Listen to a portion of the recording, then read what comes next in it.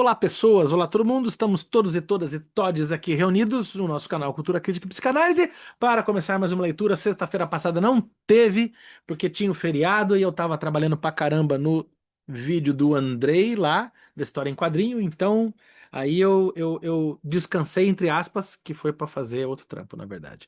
Eu traí vocês com a história de quadrinhos do Andrei. Olha que coisa. Né? Vocês não são monogâmicos a essa altura do campeonato, né? Por favor. Não sejam monogâmicos, né? E daí está aqui, nós vamos continuar a leitura deste livro, mas não o Mal-Estar na Cultura, que a gente já leu, tá aqui no canal, a gente vai continuar Psicologia das Massas e Análise do Eu.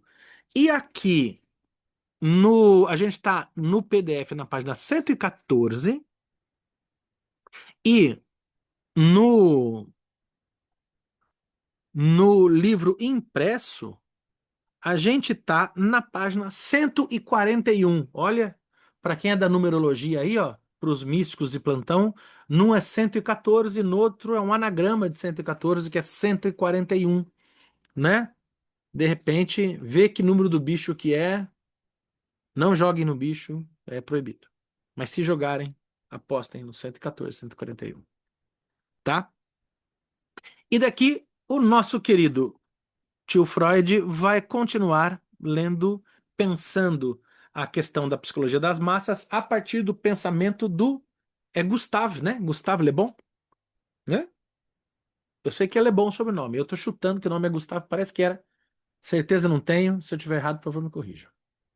Isto posto, sem mais delongas, tomando a liberdade de interromper a apresentação de Le Bon com nossos comentários, colocamos aqui a seguinte observação: se os indivíduos da massa estão ligados em uma unidade, então deve haver alguma coisa que os liga uns aos outros. E esse elo poderia ser justamente aquilo que é característico da massa. Só que Le Bon não responde a essa pergunta. Se ele entra nos detalhes da alteração do indivíduo na massa e a descreve com expressões que estão bem de acordo com as premissas de nossa psicologia profunda. E aqui ele continua. É fácil constatar de quem esse texto aqui é de outro momento, né? É fácil constatar o quanto o indivíduo pertence a uma massa, o quanto o indivíduo pertencente a uma massa difere do indivíduo isolado. Mas as causas de uma diferença como essa não são tão fáceis de descobrir. Para encontrar essas causas de maneira ao menos razoável, é preciso primeiro que nos lembremos da observação feita pela psicologia moderna, de que não é apenas na vida orgânica, mas também no funcionamento da inteligência que os fenômenos inconscientes desempenham um papel preponderante. A vida psíquica, consciente, representa apenas uma parte muito reduzida em comparação com a sua vida psíquica inconsciente. A análise mais sutil, o observador mais perspicaz, só chegam a descobrir um número bem pequeno de motivos conscientes da vida psíquica. Nossos atos conscientes derivam de um substrato inconsciente, formado particularmente por influências hereditárias. Esse substrato contém os inúmeros rastros ancestrais que constituem a alma da raça, Rassensil, se é que eu li correto. Por trás dos motivos confessados, nossos atos existem, sem dúvida, as razões secretas que não confessamos, mas por trás dessas existem razões ainda mais secretas que nós mesmos ignoramos. A maioria de nossas ações cotidianas são o efeito de motivos ocultos que nos escapam. Página 14, deixa eu ver aqui, de onde que é esse texto aqui? O termo raça é usado por Freud, geralmente num contexto que parece denotar etnia ou povo, como no Emprego de Le Bon, que o autor cita e parafraseia. Esse texto é do Le Bon? É isso mesmo? Não ficou claro aqui para mim, né? É isso, né? Essa citação aqui é do Le Bon, né? Achei legal, interessante a escrita aqui. Parecida, sou muito parecida com o Freud para mim, inclusive, né? Aqui ele dá alguma. Não, é do Le Bon mesmo, só põe página 14, né? Não coloca mais. Certo. Na massa, segundo Le Bon, apagam-se as aquisições singulares do indivíduo e, com isso, a sua singularidade desaparece. Que construção estranha, né? Parece uma redundância, né? Apagam-se as aquisições singulares e a singularidade desaparece. Claro, uma coisa é a outra. Interessante, né? O inconsciente próprio da raça emerge, o heterogêneo mergulha no homogêneo. Esse conceito de raça aqui é importante, assim, não é dizer que. Me parece com pouco sentido racista mesmo, tá? Inclusive me fez lembrar, tem um autor da poesia chamado Ezra Pound, é, quase desse período aqui, um pouco posterior, acho que 30 e pouco tal, no século XX. E ele fala, né, que o poeta é o gênio da raça, né? Mas, bom, o Pound é complicado, ele tem várias questões da direita, talvez até fascistas mesmo. Mas é menos no sentido de raça, mas mais no sentido de uma raça humana, né? De um povo, né? É o gênio do seu povo, né? Nesses termos genéricos mesmo. Em termos bem poucos, assim, eugenistas, vamos dizer, né? O inconsciente próprio da raça emerge, da raça emerge, o heterogêneo mergulha no homogêneo. Nós diríamos que a estrutura psíquica que se desenvolveu de maneira tão diversa nos indivíduos é removida, enfraquecida e o fundamento inconsciente, semelhante em todos, é colocado a descoberto, torna-se operante. Dessa maneira, seria produzido um caráter mediano dos indivíduos da massa. Mas Le Bon acha que eles apresentam também novas características que não possuíam anteriormente e procura a razão disso em três fatores distintos. A primeira dessas causas consiste em que o indivíduo na massa adquire, pelo simples fato do número, monge, sentimentos de poder invencível, que lhe permite ceder aos instintos, trib, né? E aqui esse trib é pulsão, né? Aqui seria Pulsão. pulsão, né? As suas pulsões. Mas, curiosamente, a palavra instintos aqui dá certo também, né? Daria certo também, né? Até por ser massa, talvez faça mais dimensão a instinto, né? Nesse caso, ele cederá muito mais facilmente, pois, sendo a massa anônima e, consequentemente, irresponsável, o sentimento de responsabilidade que sempre retém os indivíduos desaparece completamente. Do ponto de vista, não precisaríamos atribuir tanto valor à emergência de novas qualidades. Seria suficiente dizer que o indivíduo na massa encontra-se colocado sob condições que lhe permitem se livrar dos recalcamentos de suas moções pulsionais inconscientes. As características aparentemente novas que ele então apresenta são justamente as manifestações desse inconsciente, no qual, seguramente, tudo de mal da alma humana está contido de maneira constitutiva. Sob essas circunstâncias, o desaparecimento da consciência moral ou do sentimento de responsabilidade não traz dificuldades para a nossa compreensão. Há muito tempo afirmamos que o cerne der Kern da assim chamada consciência moral é o medo social, Sozialangst. Uma segunda causa, o contágio, aí continua o Le Bon, né?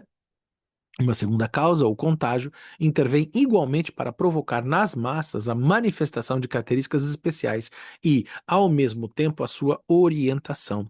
O contágio é um fenômeno fácil de constatar, mas ainda não explicado, e deve estar ligado aos fenômenos de ordem hipnótica, que logo os estudaremos. Em uma multidão, mange, cada sentimento, cada ato são contagiosos e contagiosos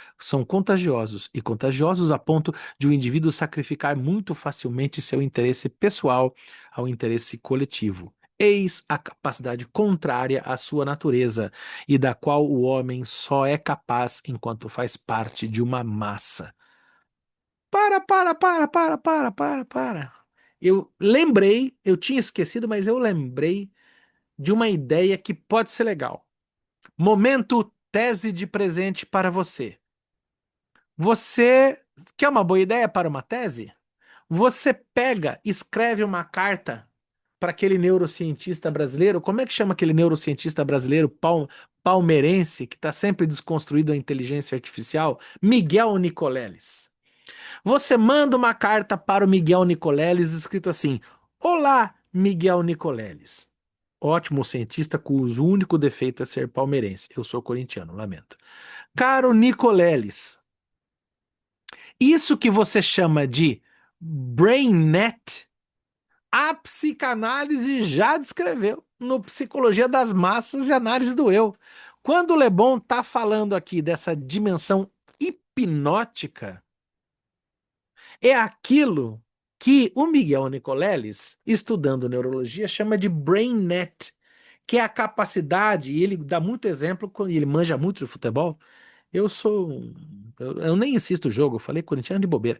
Mas ele manja, ele assiste, ele sabe descrever os jogos e tal. Ele fala daquela sintonia que existe entre as pessoas que estão jogando, os jogadores de futebol, de modo que sem olhar, um sabe onde o outro tá e toca a bola, que isso é um tipo de estado que os seres humanos chegam a partir de um recurso que o Miguel Nicoleles estuda, que é essa comunicação, essa rede de internet de cérebros, e que ele batizou de BrainNet. Esse estado, e que isso é conseguido a partir de um estado de identificação e aproximação entre os sujeitos, de modo que eles se conectam. Então, eu acho que isso é muito próximo disso que a gente estuda aqui. Eu não entendo muito de futebol, não posso dizer, mas eu entendo um pouco de música, não porque eu toque bem, mas porque faz muito tempo que eu produzo ruídos. E geralmente produzo em grupo. E a gente sabe que tem momentos assim maravilhosos em que você tá lá tocando no ao vivo e assim alguém errou. Eu me lembro uma vez que o vocalista entrou no compasso errado, né? E a nossa música virou reggae, era só contratempo, assim, né? Eu tava lá na guitarra, falei, meu Deus do céu, era pro vocalista não estar no. Ele tinha o um, tinha o dois, ele entrou no dois e meio. Ferrou. Dançamos, e agora, né? E eu lembro que o baterista faz uma virada, taca, tica, taca, tica, taca, tica, pau, e acerta o tempo e entra. Eu me lembro do meio do show, sei lá, era um show numa chácara, numa região próxima de Piracicaba, olha pra todo mundo, assim, as 5.000 pessoas no pôr do show. Eu olho pro cara e falo, maldito! Né? E o baterista dando risada, porque ele salvou o show. Ele acertou o compasso e botou todo mundo pra bater junto, porque ele viu que ali alguém saiu da BrainNet, porque o vocalista ficou nervoso, ficou sem retorno, não sei o que aconteceu, e entrou. Esse tipo de entrosamento de um olhar pro outro e saber, agora vai. Eu lembro que a gente tinha um outro colega que queria que a gente contasse compasso, a gente ficava pistola, porque falou assim: não, ele não conta compasso. Mas como é que você sabe a hora da virada para entrar? Não sei, não sei, a gente não conta compasso. A gente sabe.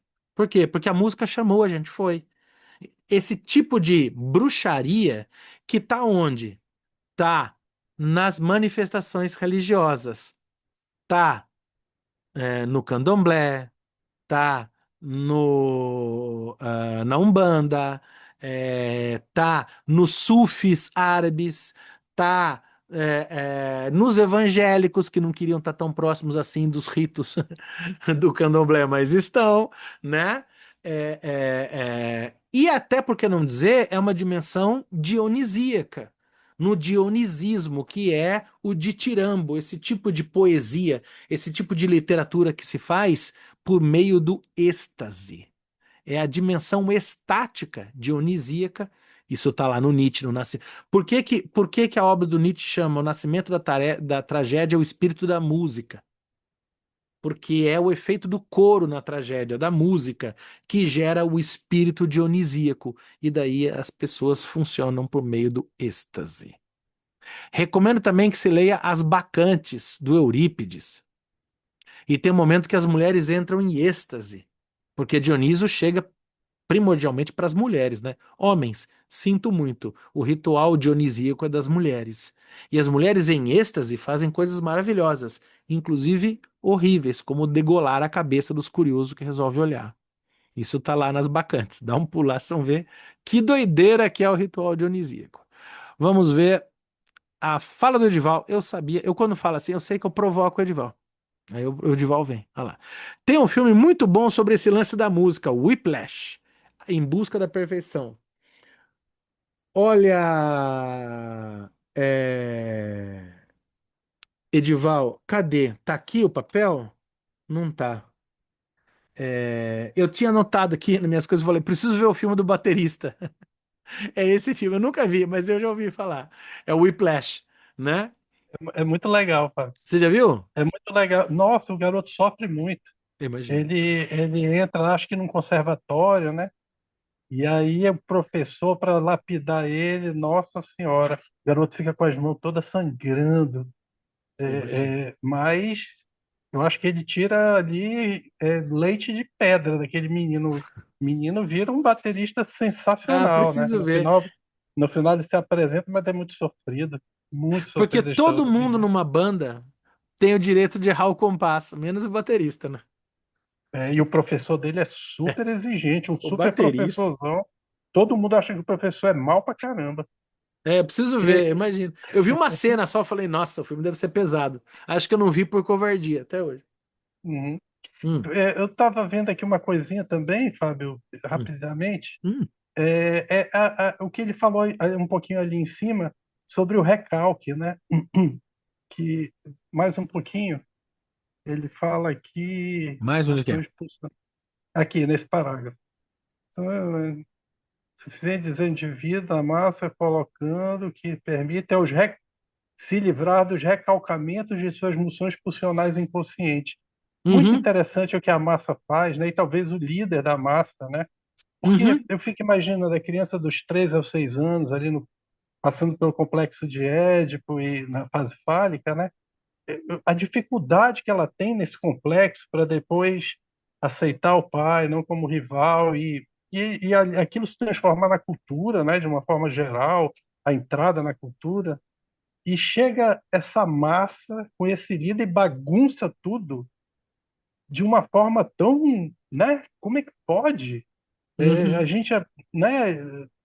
A gente lapidou a criança, ela fez aquilo tudo para se colocar ali como cidadão, como uma pessoa civilizada, e chega essa massa rapidinho destrói tudo isso, É, mexe sim, diretamente nesse recalque, né? Realmente tá certo, né, o sim, Freud? sim.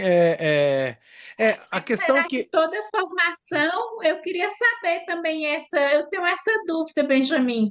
Será que toda formação de criança leva, por exemplo, uma pessoa que teve uma formação legal em casa, uma formação onde estudou numa escola que não fosse assim tão tradicional, fila atrás de carteira, que tivesse acesso a uma cultura de qualidade, bons livros, boa música, que as pessoas pudessem opinar e ter formas diferentes de opinião. Será que elas se metem numa enrascada tipo Bolsonaro, por exemplo? Sim, eu acho que No, sim. no final das contas, eu acho que sim, né? Ele Se mete, será?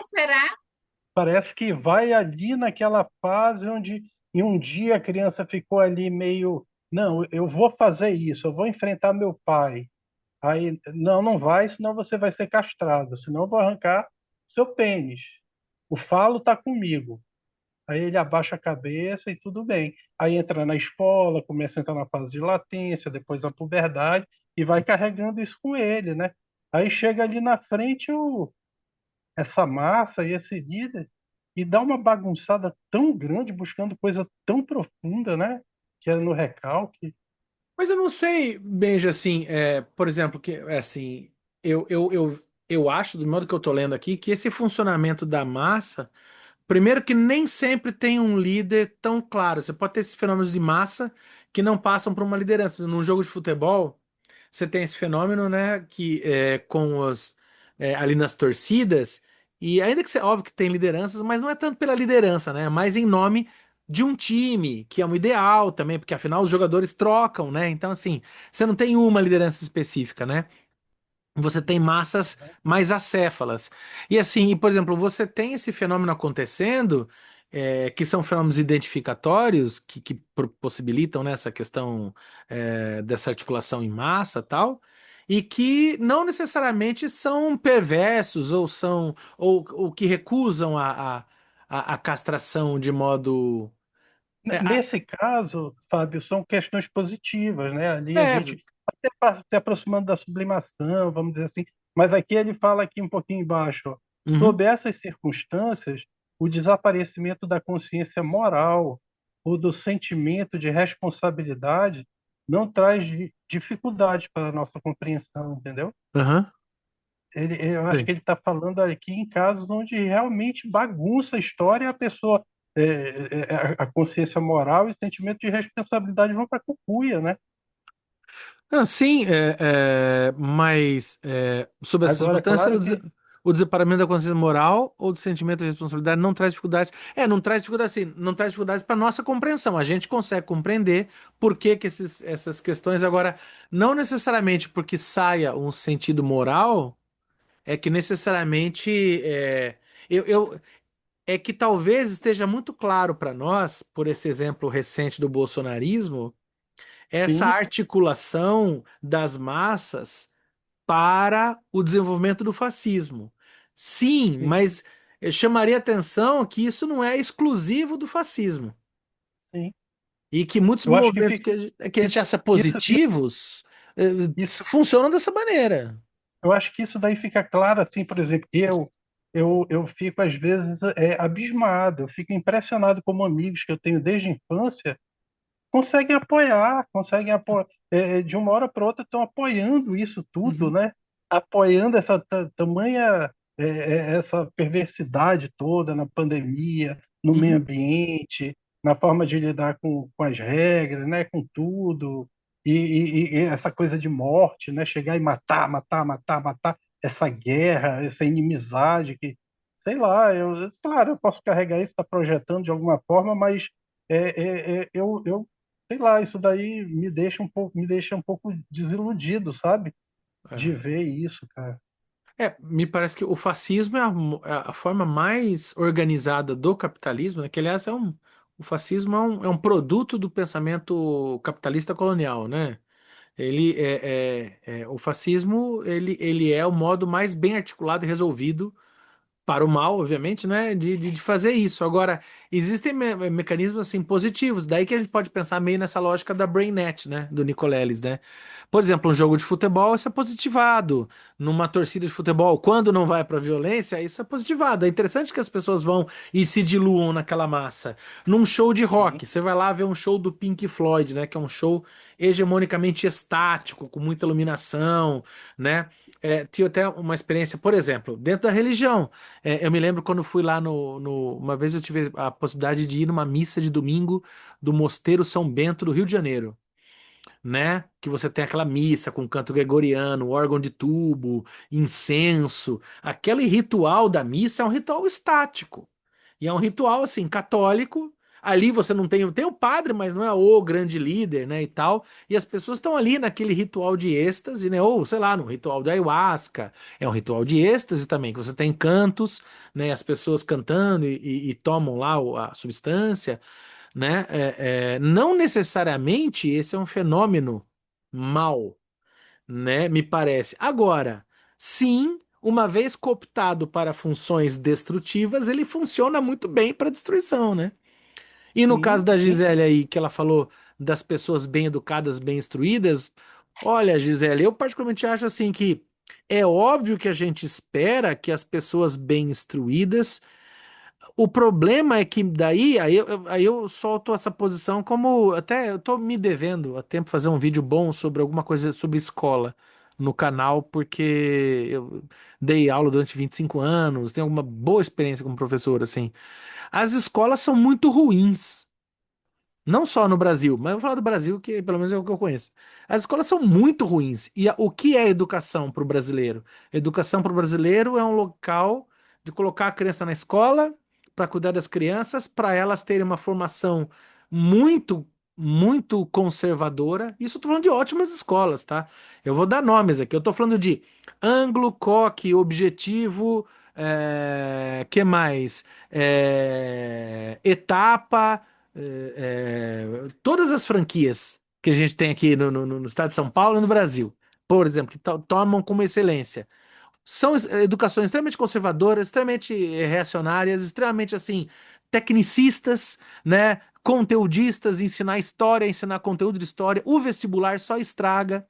A galera aí adora o PT. PT, tamo junto, mas é o seguinte: a galera que acha que a grande revolução no Brasil foi o Enem, você me desculpa, não. E essa coisa de achar que educação só serve para vestibular não quer dizer nada. Isso é um problema, isso é um lixo, entendeu? A educação só serve para ser uma etapa de uma espécie de criação de concurseiros para ir para tentar um emprego, para ver se. Olha, é péssimo. É péssimo. A educação no Brasil é um lixo. A educação, eu não estou falando de educação de escola pública, eu estou falando de educação de rico. Os ricos no Brasil que acham que o chique é botar seus filhos em escola bilíngue, botando crianças de 4 anos de idade, sendo que o nosso país não é bilíngue, para falar inglês, francês e português, é ridículo, é nojento, é torpe. Eu só espero de uma criança. Eu fico pensando no psíquico, né? Porque uma criança, a questão da linguagem, assim, ela Não aprende é? a língua mãe e aí Claro. tem que aprender a segunda língua se ainda não tem maturação para isso, né? Exato. Agora, em nome de quê? Uma escola maravilhosa que dá uma educação bilíngue. Em nome do quê? Porque eu quero que meu filho seja o quê? Rico. É pra isso, né, gente? Vamos combinar. Pra que que os pais põem seus filhos na escola cara? Porque querem seus filhos ricos. A educação é sobre eu quero que o meu filho ganhe muito dinheiro no futuro, porque eu quero com o meu narcisismo ser vaidoso pra falar, eu criei um filho rico. É pra isso que serve a educação no Brasil, não é? Então não tem educação nenhuma. Essa educação já é fascista. A educação boa já é fascista. Ela não precisa de nada pra ser fascista. Ela já funciona pra isso. Entendeu? O que eu espero dessa criança é que ela dê errado. Porque se ela der errado, aí a gente pode ter um país. Sinceramente. Do fundo, é só minha opinião, tá? Ninguém precisa concordar, não. É que assim, são 25 anos de trabalho em sala de aula, e para ver assim, vendo o que que estão fazendo com as crianças. Eu tenho a impressão que os donos de escola odeiam as crianças, porque eles querem acabar com a infância, tá? Eles odeiam. Eu tenho a impressão que o adulto, quando ele odeia muito jovem, ele abre uma escola, que é para ver se ele tem controle. Então, assim, a boa educação vai garantir o quê? Eu acho que não vai garantir nada. Particularmente, não vai garantir nada, né? Se ela der errado, sim. Eu espero muito mais de uma criança num colégio público do que num colégio privado, por exemplo. Acho que tem muito mais diversidade, muito mais possibilidade. Eu, se tivesse um filho, tentaria uma boa escola pública e não uma privada. Uma coisa que eu percebi dessas escolas que tu citou, elas aqui em Teresina não têm área verde. Tu acredita? É toda assim, como é o nome? Porcelanato, tudo, mas não tem uma árvore, não tem um verdinho assim. É. É quintal de paulista, né? Eu falo que paulista não pode ver um quintal que ele cimenta, né? É. Eu sou paulista, tá? Tô falando aqui do interior do estado de São Paulo.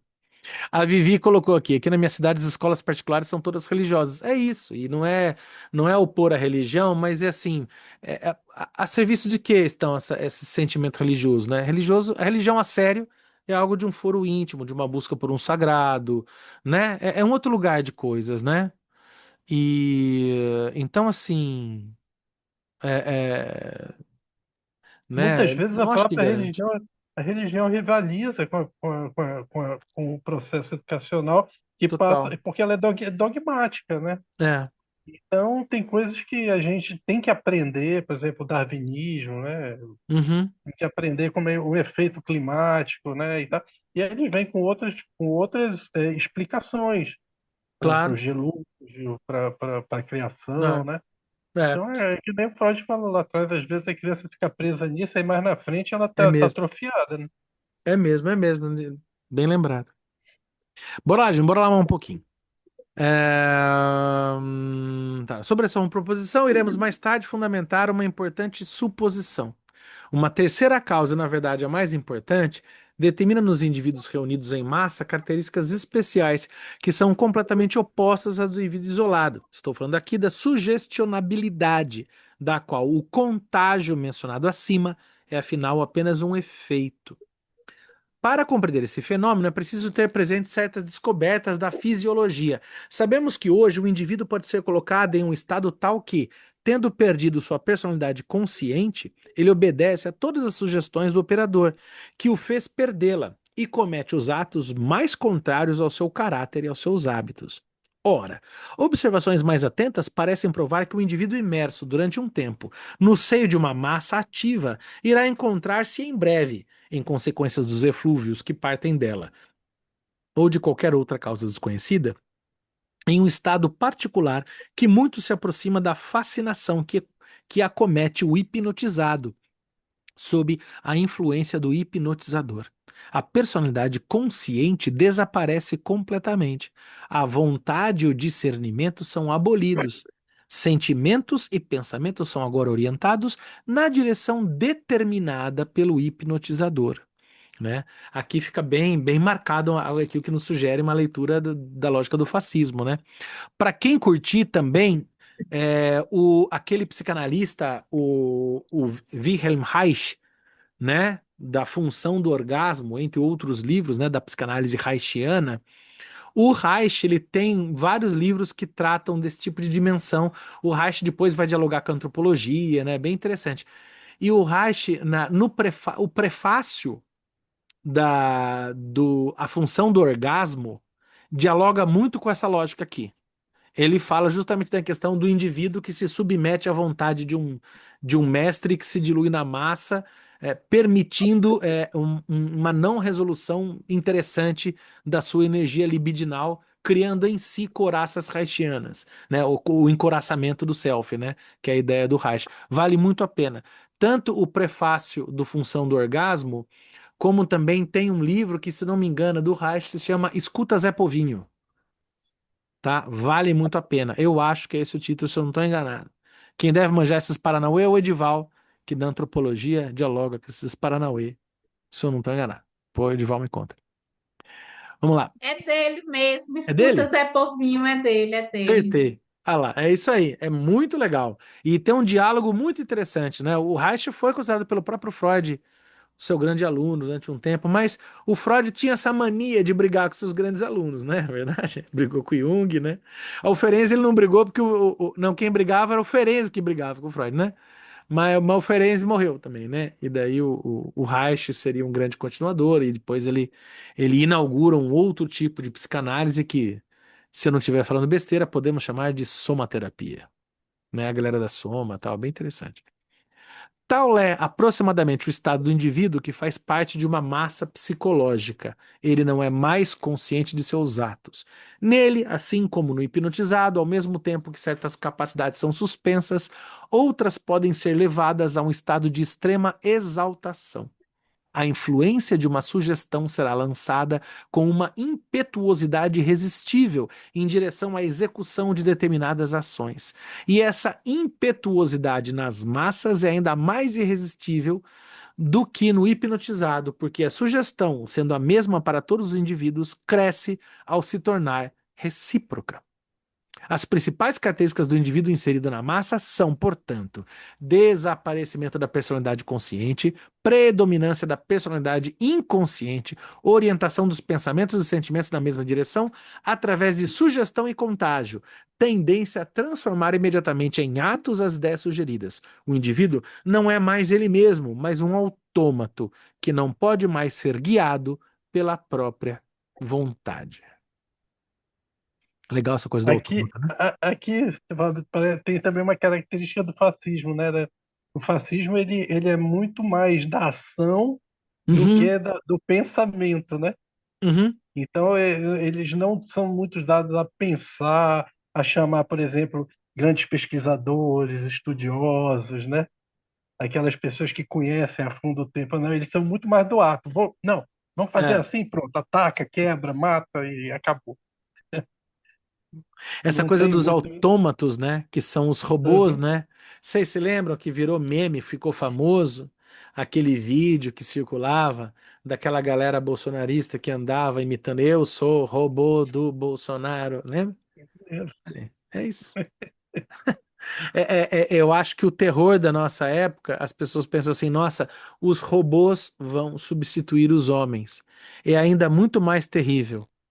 As pessoas se robotizam nessa lógica, né? Como elas se diluem, elas se automatizam, se tornam autômatos, como se fossem robôs. Ao se tornarem robôs, se desumanizam. Daí, daí que é fácil substituir a humanidade por robôs, porque os homens estão cada vez menos humanos. O terror tá aí. O terror é esse. O terror não é que os robôs vão substituir os humanos, é que os humanos vão tomar o lugar dos robôs, porque é mais barato um humano fazer um trabalho de robô do que o próprio robô, porque o robô é caro. E o humano já se tornou tão robotizado, né, que ele já sai mais barato. Esse é o terror. Essa é a ficção científica terrível, né? Talvez por isso que todo mundo olhou aquele robô chinês e achou que tivesse uma pessoa dentro. Porque as pessoas já se tornaram robóticas mesmo, afinal, não é? Hashtag fica a dica. Reproduzir essa citação de maneira tão detalhada para reforçar que Le Bon explica o estado do indivíduo na massa como sendo realmente hipnótico e não simplesmente o compara com esse estado. Não temos a intenção de fazer aqui nenhuma objeção, queremos apenas destacar que as duas últimas causas da modificação do indivíduo na massa, o contágio e a alta sugestionabilidade, não são evidentemente da mesma natureza, pois o contágio parece ser uma entre as manifestações da sugestionabilidade.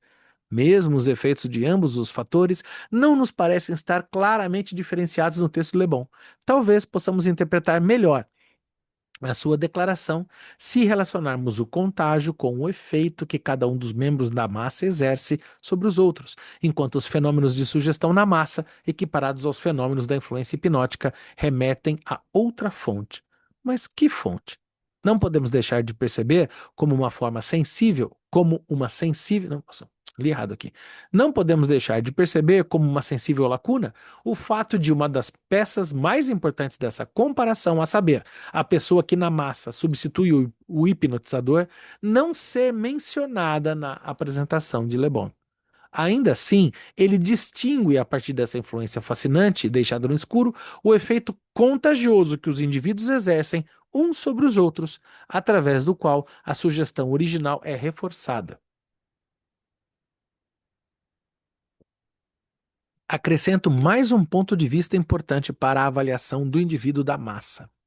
Além disso, pelo simples fato de pertencer a uma massa organizada, o homem desce, portanto, vários degraus na escada da civilização. Isolado, talvez fosse um indivíduo instruído. Na massa, ele é um ser instintivo, Triebwesen, e, por consequência, um bárbaro.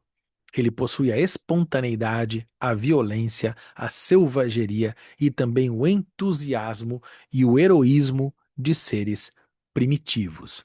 Aqui temos o pensamento evolucionista do Freud, né, tal, um tanto datado do século XX.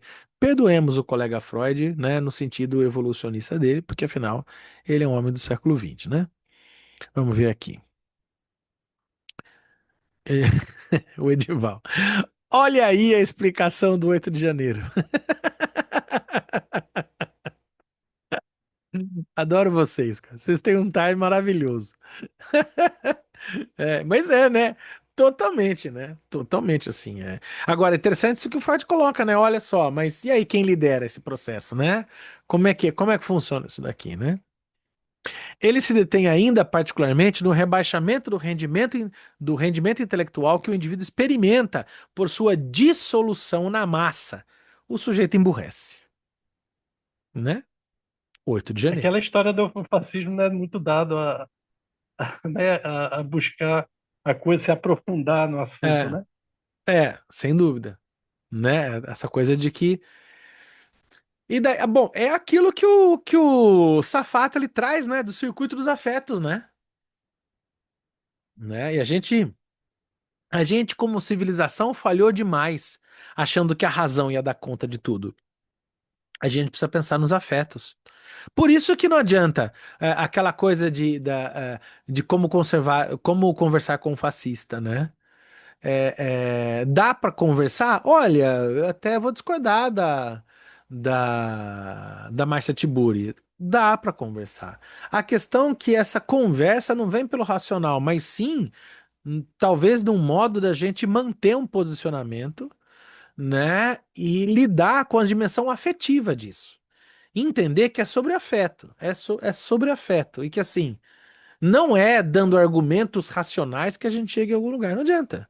Não adianta, né? As pessoas agora eu vou ser ruim, né? As pessoas pegaram aquele brochável do Bolsonaro e resolveram acreditar que ele é modelo de imbrochábilidade, sendo que, bom, tanto ele quanto o Heleno, quanto os outros agora que estão na boca da prisão, metendo atestado de saúde para não ir para jaula, o que que eles são? Todos brocháveis, todos fracos, todos frouxos e um bando de cagão, tá? É isso. Exatamente diferente do que eles se mostravam, né? Quando eles Nossa, estavam no poder. Cadê o cara a favor da tortura? né? Eu Sumiu? faço e aconteço, minha caneta tem É, força, não seu é? canalha, sai Eu daí. sou a favor da tortura, tu sabe disso. Pô, então, cara, é agora. É agora. Não vai nem ter tortura, é só uma jaulinha.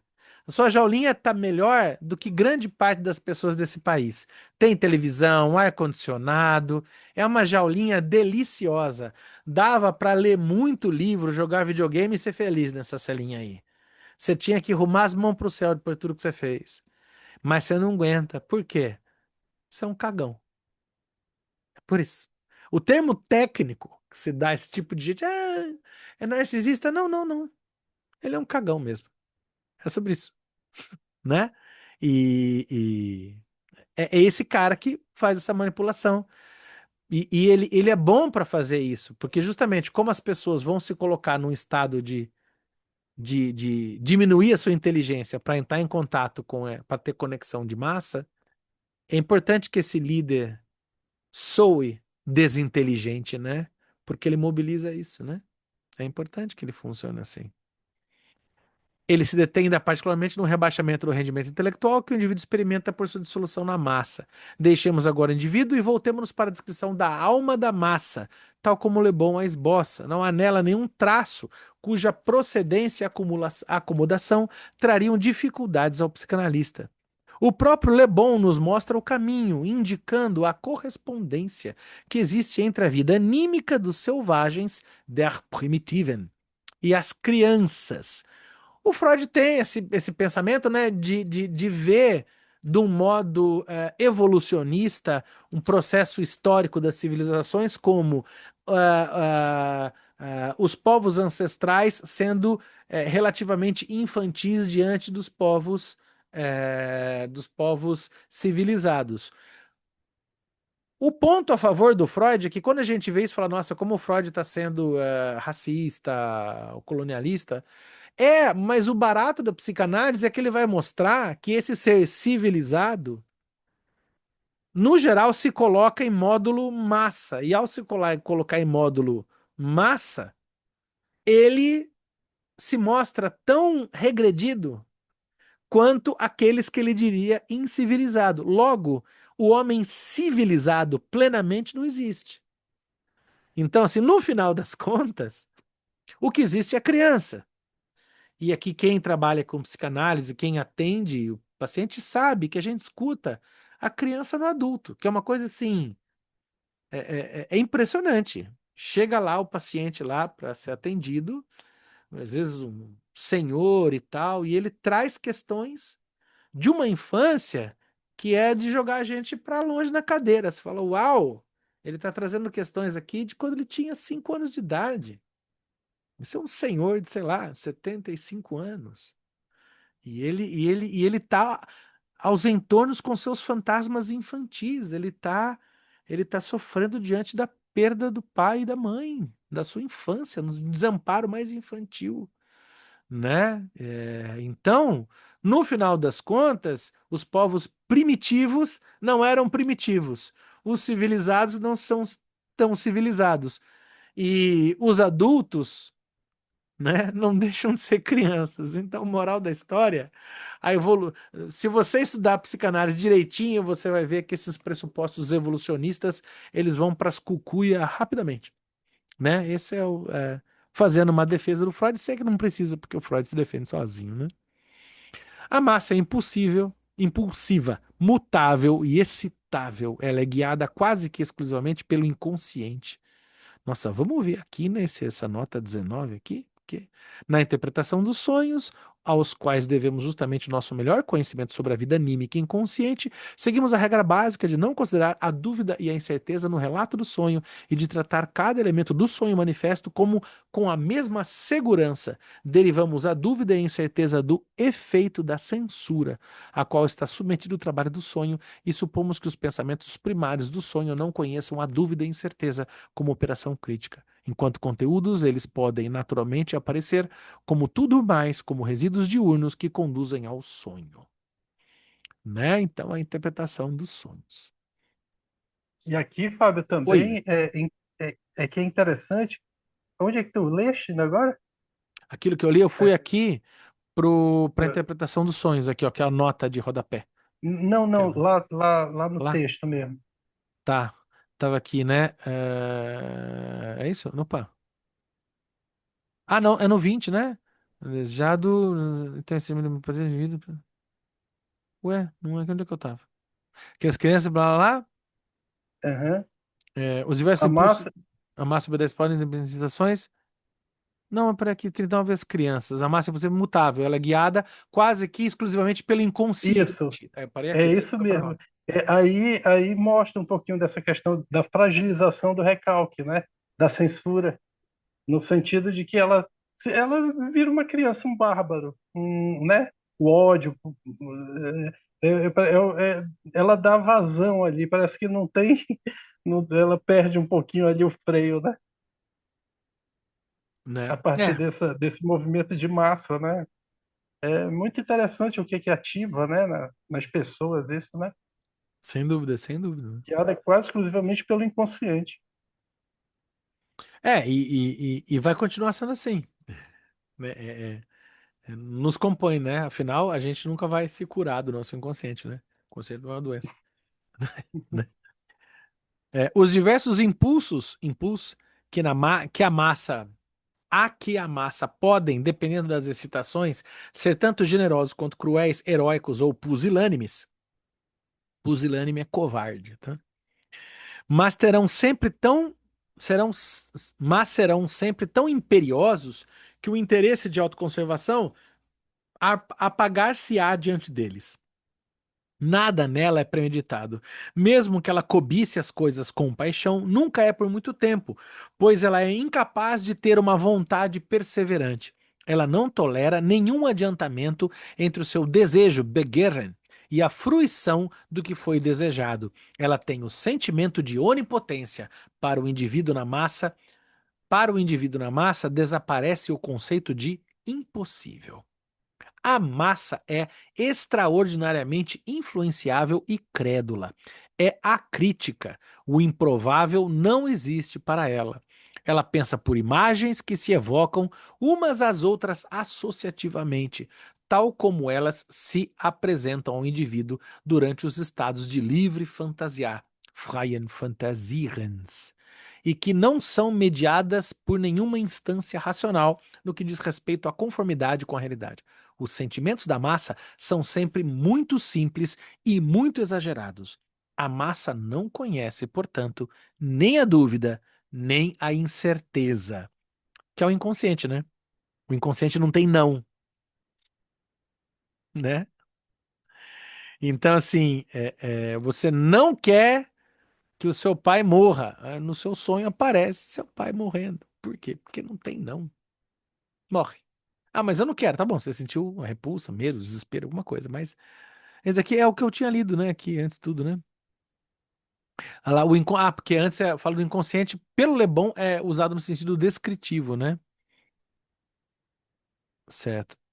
Ele chega muito rapidamente a extremos, uma vez que, enunciada uma suspeita, esta se transforma para ela. Ela chega muito rapidamente a extremos. Uma vez enunciada uma suspeita, esta se transforma para ela, de imediato, em certeza irrefutável. Um germe de antipatia torna-se ódio selvagem. Inclinada ela mesma a todos os extremos, a massa também só é excitada por estímulos desmedidos. Quem quiser influenciá-la não necessita de nenhuma dimensão lógica em seus argumentos. Ele tem de pintar as imagens mais fortes, exagerar e repetir sempre a mesma coisa. É interessante que isso que ele começa a descrever começa a ter um aroma de tratado de estética, certo ângulo de enormidade, formas grandiosas, empoderadas, né? Se você pensar em termos de formas humanas, masculinas e femininas, elas são todas formas musculosas, potentes, heróicas, grandiloquentes. Você quer um exemplo de estética fascista? Pega os filmes contemporâneos do Zack Snyder. Exemplo, 300 de Esparta. Exemplo, Liga da Justiça. Os filmes do Zack Snyder têm uma estética muito parecida com a estética fascista. né? Por quê? Porque é um exagero das formas grandes, câmera de baixo, olhando as pessoas de cima para baixo, todos muito musculosos, grandiloquentes, muito slow motion, ostentando o vigor das formas opulentas físicas. Esse tipo de estética é muito comum. E esse tipo de estética de massa funcionou muito na época da Segunda Guerra Mundial e circulava tanto à esquerda quanto à direita. Circulava entre nazistas e fascistas e circulava também nos bolcheviques e nas propagandas comunistas e tal. Tem toda uma estética própria do século XX, que é uma estética de massas mesmo. Você quer um outro exemplo? No modernismo isso aparece muito, né? Porque esse tipo de estética grandiloquente, poderosa, vigorosa, vitalista, ela vai fecundar tanto a esquerda quanto a direita, né? Você quer um outro exemplo? Lá no Parque do Ibirapuera, em São Paulo, tem aquele monumento que é apelidado do Empurra, Empurra, que é o Monumento dos Bandeirantes. Parece uma obra fascista, né? Porque tem toda uma grandiloquência em pedra, aquelas formas gigantescas e tal, né? O modernismo tem muito isso. Se você pegar o Manifesto Futurista de Marinetti, o futurismo ele vai desdobrar depois, né? Também no fascismo e também algumas coisas da esquerda. Ah, então quer dizer que aquela lógica das ferraduras, esquerda e direita tão próximas? Não, não. Isso é argumento olavista bobo. Não é isso, não. É que na origem da estética de movimentos do século XX, você tem movimentos de grandiloquência e de ostentação da força, da vida e até da morte diante da guerra, principalmente por causa do futurismo. Então você vai acabar encontrando esse tipo de estetismo. E que, no contemporâneo, vocês vão achar por demais nos filmes dirigidos por Zack Snyder. Ah, Fábio, você tá louco falando isso? Não, não tô não. E se eu tô, você procura lá. Tem um colega aí, um rapaz muito inteligente, muito brilhante, gosto demais do trabalho dele no YouTube, chamado Alexandre Link. O Alexandre Link tem um canal chamado Quadrinhos na Sarjeta. E ali, o Link é um cara muito estudado, o cara é doutor em literatura também, e o doutorado dele vai para história em quadrinho. Ele fez doutorado, é o doutorado dele, né? Fez doutorado em Batman, né? Ele é o batmologista, né? Ele trabalhou muito com cinema. Tem formação em cinema, depois ele vai para teoria literária para estudar história em quadrinho. Trabalha muito com estética. E ele tem uma análise, tem uns vídeos lá antigos dele, mas bem interessantes, que fala muito dessa questão da estética do fascismo no cinema contemporâneo. Vale bem a pena dar uma olhada. Quadrinhos na Sarjeta. É bem legal o trabalho do Link. Vale a pena, né? Inclinada a ela mesma a todos os extremos, a massa também só é excitada por estímulos desmedidos. Quem quiser influenciá-la não necessita de nenhuma dimensão lógica em seus argumentos. Olha lá. Ele tem de pintar as imagens mais fortes, exagerar e repetir sempre a mesma coisa. É o leite condensado no pãozinho. É isso daí, né? Como a massa não tem dúvidas sobre o que é verdadeiro ou falso, olha que legal. Vou repetir, porque é maravilhoso, né? A gente não consegue não pensar, né? Como a massa não tem dúvidas sobre o que é verdadeiro ou falso, olha a fake news aí.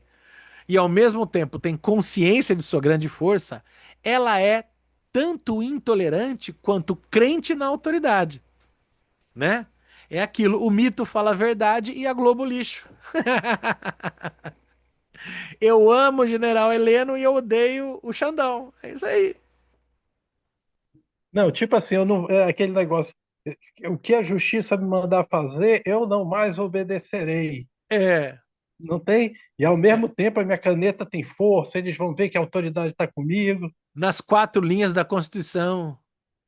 Né? Falar, claro, Bolsonaro, por isso que você é um golpista. A É- Constituição é- tem muito mais que quatro linhas. essa questão da autoridade parece que fica assim meio, né? Ambivalente, né? Flutuando, né? É, Ambivalente, é. É isso aí. Olha lá, a Vivi, a tia do Zap. Não, mas, gente, é demais, né? Ela respeita a força e só se deixa influenciar moderadamente pela bondade, que para ela significa uma espécie de fraqueza. Daí que eu acho que a esquerda tem que tomar cuidado, porque isso funciona à esquerda também, e tem que se apegar à solidariedade, porque é o que difere a esquerda da direita. A esquerda tem solidariedade. Veja se o Bolsonaro está preocupado em socorrer a Carla Zambelli. Não tá, né? Inclusive a extrema-direita teve aquele. Foi uma teoria daquele. Como é que era aquele ministro de Relações Exteriores do governo passado? Ai, Ele falou que a solidariedade da ONU era uma simbologia do comunismo, né? eu não tô conseguindo lembrar o Você nome se lembra dele. que ele, Sei, sei. É que eu não é, consigo lembrar. Eu tenho certeza que é por ato falho. ele criou Porque uma é muito tese, uma ódio. teoria de que a solidariedade no mundo tinha que ser combatida, É, é, é né? terrível. Pois, É terrível. nossa. É. O que ela exige de seus heróis é a força, até mesmo a violência. Ela quer ser dominada e reprimida e temer seu mestre. No fundo, inteiramente conservadora, ela tem uma profunda aversão por todas as inovações e progressos e um respeito ilimitado pela tradição. Meu Deus do céu, mandado fazer, hein? Tá difícil não pensar na nossa direita brasileira aqui. A gente tá tentando mudar o disco, mas tá muito bom. Tá explicando bem, né?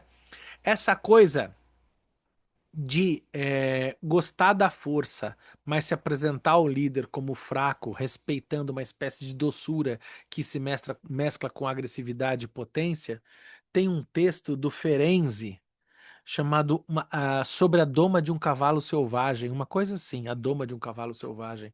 Vale muito a pena. Eu acho que é um diálogo com essa questão da imposição da violência e da doçura simultaneamente, de uma forma ambivalente, mas e que funciona de modo primário nas pessoas.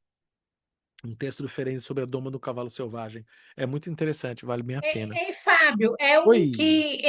é um que o domador chega, é todo carinhoso com o cavalo, aí um belo dia dá um coice no cavalo, e aí a égua, aí ela fica assim, sem acreditar, mas já se deixa domar, e, assim, né? Porque já não tem mais resistência. É, é uma É lindo mistura esse texto. de É triste, mas é lindo, né? É, é uma mistura de pressão, né, de força, de imposição, portanto dócil, né, ao mesmo tempo, né? E É. a mescla da força com a doçura gera uma cisão ambivalente, vamos colocar assim, no sujeito que se coloca numa posição hipnótica e daí a doma, Sim, né? exatamente, é. É bem legal, é um texto bom. O Ferenczi, eu tô estudando um pouquinho de Ferenczi agora e assim, acho até porque já é o Winnicott, né? Nossa senhora, assim, impressionante como o Winnicott pegou coisa do Ferenzi ali, é muito legal. É. Legal mesmo, é esse aí. Vamos mais um pouquinho, a gente daqui a pouco encerra mais esse pedacinho aqui. Para julgar corretamente a moralidade das massas, é preciso ter em conta que, na reunião dos indivíduos na massa, caem por terra todas as inibições individuais e todos os instintos cruéis, brutais, destrutivos que permaneciam dormentes no indivíduo como resíduos da pré-história são despertados para a livre satisfação pulsional. Então, o modo de leitura aqui ficou meio confuso, mas caem por terra as inibições individuais e os instintos aparecem. Cruéis, brutais, destrutivos, né? Eles aparecem, aqueles que eram resíduos da pré-história inconsciente, né? São despertos, né? Para a livre satisfação pulsional. Mas as massas, sob a influência da sugestão, também são capazes de elevadas operações de abnegação, de desprendimento, de devoção em relação a um ideal. Olha lá, né? Depende da canalização. Enquanto no indivíduo isolado a vantagem pessoal é quase que a única força móvel, Triebfeder, nas massas ela raramente é predominante. Podemos falar de uma moralização do indivíduo pela massa, enquanto a capacidade intelectual da massa situa-se sempre abaixo da do indivíduo. Sua conduta ética pode tanto exercer esse nível quanto cair abaixo dele. Alguns outros traços da caracterização de Le Bon lançam uma luz clara sobre a justificativa de identificar a alma na massa da massa. com a alma dos primitivos. Nas massas, as ideias mais opostas podem coexistir e tolerar-se mutuamente, sem que de sua contradição lógica resulte um conflito. Mas esse é o mesmo caso da vida anímica, inconsciente do indivíduo, das crianças e dos neuróticos, tal como a psicanálise demonstrou há muito tempo. As ambivalências, né? Vamos ver essa nota 23 aqui. Na criança pequena, por exemplo, coexistem durante longo tempo posições afetivas ambivalentes em relação às pessoas que lhe são próximas, sem que uma delas perturbe em sua expressão aquela que lhe é oposta. Caso ocorra finalmente um conflito entre ambas, ele é resolvido pelo fato de que a criança troca o objeto, desloca uma de suas moções ambivalentes sob um objeto substitutivo. Da história do desenvolvimento de uma neurose no adulto, também podemos aprender que uma moção reprimida Unterdrückte persiste frequentemente por longo tempo em fantasias inconscientes ou mesmo conscientes, cujo conteúdo naturalmente vai de encontro a uma tendência dominante, sem que dessa oposição resulte numa ofensiva do eu contra o que foi por ele rechaçado. A fantasia é tolerada durante um período, até que um dia, de repente, geralmente em consequência de uma intensificação do investimento afetivo, instaura-se o conflito entre ela e o eu, com todas as suas consequências. No progresso do desenvolvimento da criança até o adulto maduro, produz-se em geral uma integração cada vez mais ampla da personalidade, uma síntese de cada uma das moções pulsionais e dos anseios em direção à meta. Nossa, como é que é esse? Zieltrebungen. Não sei muito não.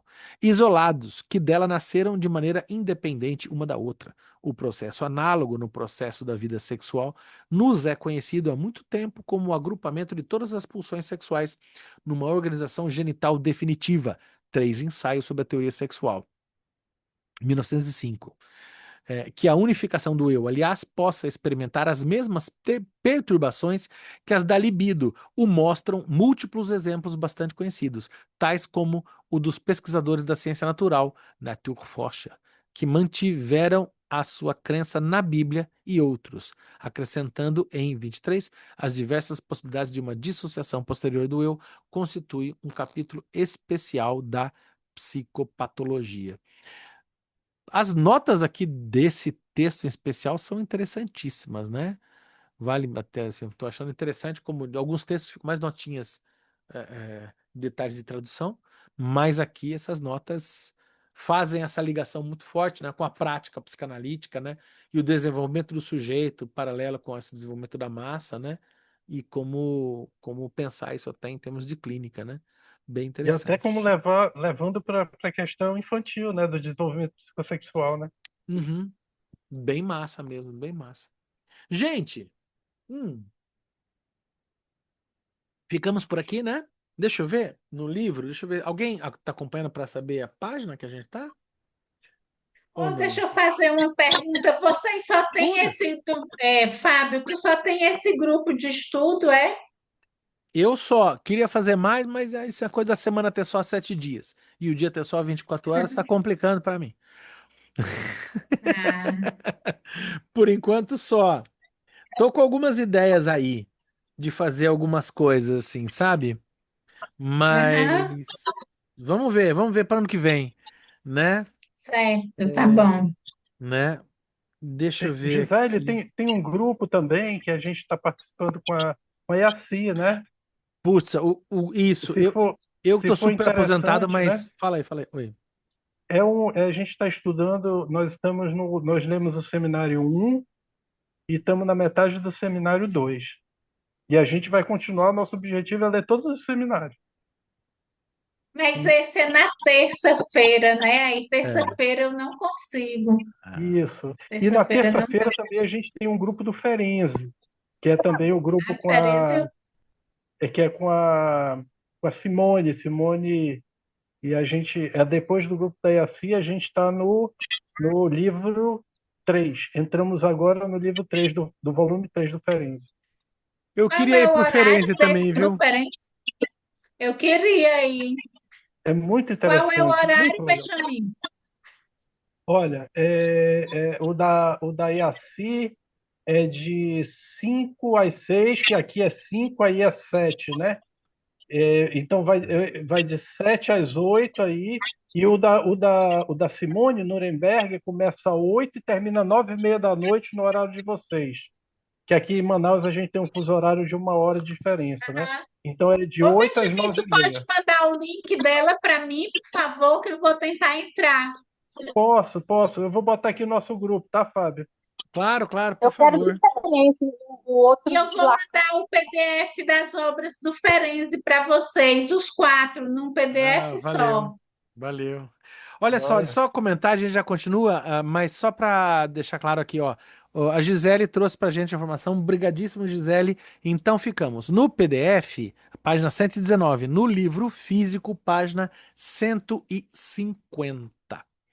Eu vou encerrar a gravação aqui para turma do YouTube e a gente continua na coxia e, e continua nossas conversas aqui. Obrigado para todo mundo, valeu. Deixa eu parar a gravação. Obrigado, obrigado, obrigado.